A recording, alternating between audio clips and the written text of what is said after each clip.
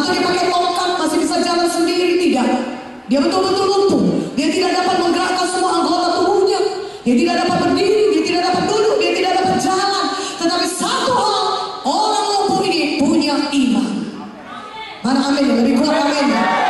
Orang lumpuh ini punya iman. Dan karena dia punya iman, dia mengajak 4 orang temannya.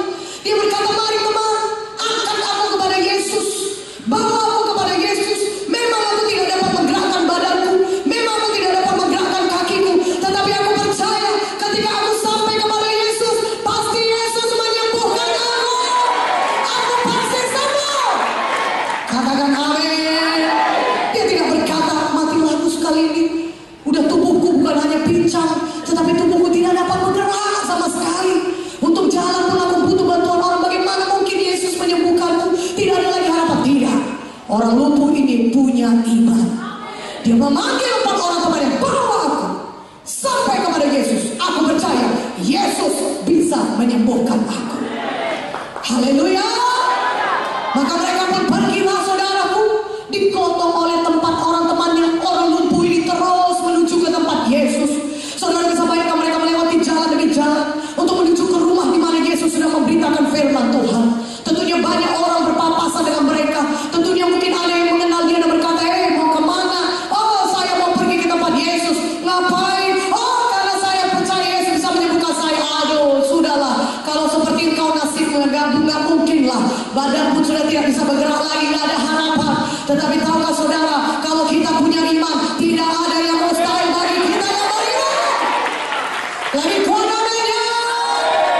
Haleluya. Dan orang lumpuh ini dan temannya punya iman. Maka mereka terus pergi menuju kepada rumah di mana Yesus berada. Dan ketika mereka sampai ke rumah itu, orang-orang banyak sudah berkerumun di depan rumah, di depan pintu. Mereka berusaha masuk dari pintu, tidak bisa.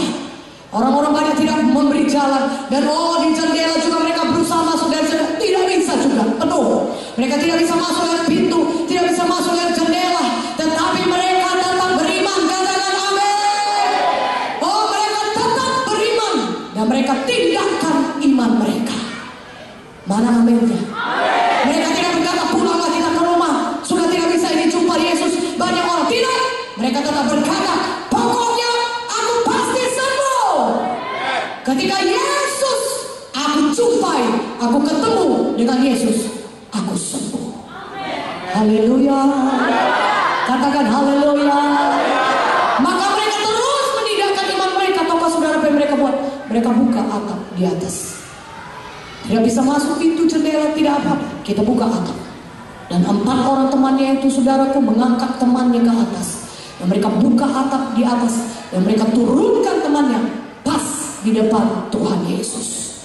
Dan ayat 5 dari Markus 2 berkata, ketika Yesus melihat iman mereka, maka Yesus berkata kepada orang lumpuh itu, hai anakku, dosa